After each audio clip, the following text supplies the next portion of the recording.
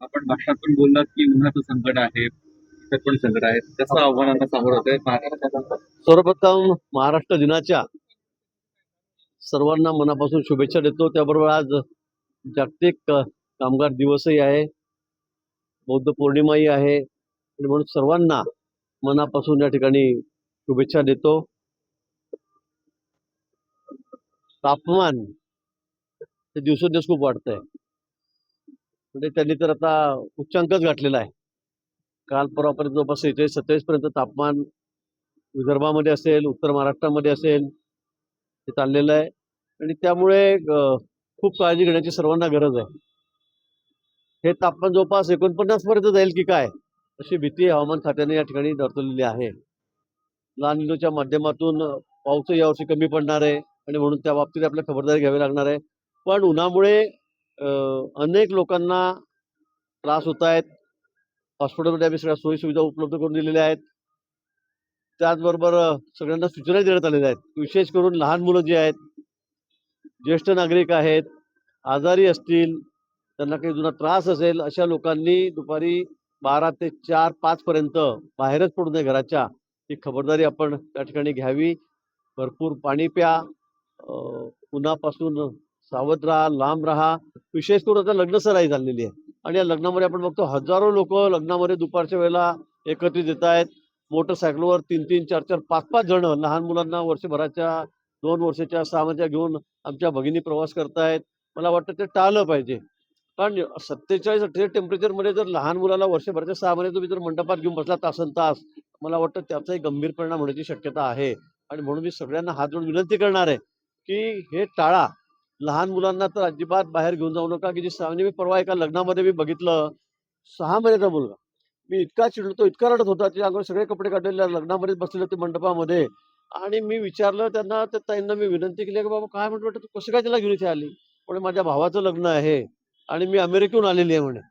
म्हणजे ते बाळ जन्मलं अमेरिकेत, ते राहतात अमेरिकेत आणि इथे येऊन 47 टेम्परेचरमध्ये, 46 टेम्परेचरमध्ये माझ्याच गावातला हा विषय आहे. आणि ते त्या मुलाला घेऊन ते इथं जीव तोडून रडत होतं.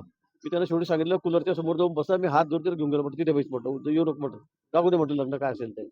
पण म्हणजे अशा पद्धतीने आपण इतकं दुर्लक्ष या ठिकाणी करतो. मला वाटतं तशा पद्धतीने कोणी दुर्लक्ष करू नये. त्याचं आपल्या जीवावर बेतेल अशी परिस्थिती या ठिकाणी आहे. म्हणून सगळ्यांनी या उन्हाळ्यामध्ये काळजी घेण्याची आवश्यकता आहे.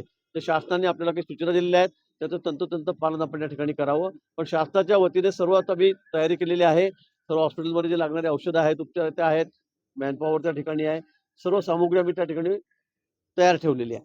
कुंभमेळ्याची कामं लोकसहभाग, लोकसहभागातून सुंदर नाशिक, स्वच्छ नाशिक आणि हरित नाशिक ही आमची संकल्पना आहे, मागची आहे. आणि सगळ्या नाशिककरांचं यामध्ये योगदान पाहिजे. नुसतं शासन करेल, प्रशासन करेल, कर्मचारी करतील, तर या बाहेर जाऊन आम्हाला नाशिक शहराला नंबर 1चं शहर करायचं राज्यामध्ये, हे आमचं स्वप्न आहे. आणि ते होऊ शकतं, कारण इथलं क्लायमेट, इथलं वातावरण, इथले सगळ्याच धार्मिक असेल, आध्यात्मिक असेल, सगळ्या दृष्टीने, शैक्षणिक दृष्टीने, औद्योगिक दृष्टीने सगळ्यात अग्रणी असं शहर आज आपलं आहे. लोकांची पसंती सुद्धा नाशिक शहराला, नाशिक जिल्ह्याला या ठिकाणी आहे. आणि म्हणून मला वाटतं की यामध्ये लोकांचा सहभाग असावा. फक्त शासन प्रशासन करतं आहे असं नाही. तर हे शहर माझं आहे, हे आमचं शहर आहे आणि आमची काही जबाबदारी आहे. म्हणून आम्ही या संदर्भामध्ये एक नवीन योजना आखलेली आहे आणि त्यातून जे सगळे समाजसेवक आहेत त्यांना एकत्रित केलेलं आहे. मोठं स्वतः त्यांनी सगळ्यांनी फॉर्म भरून दिलेले आहेत आणि अशा हजारो स्वयंसेवक तयार झालेले आहेत.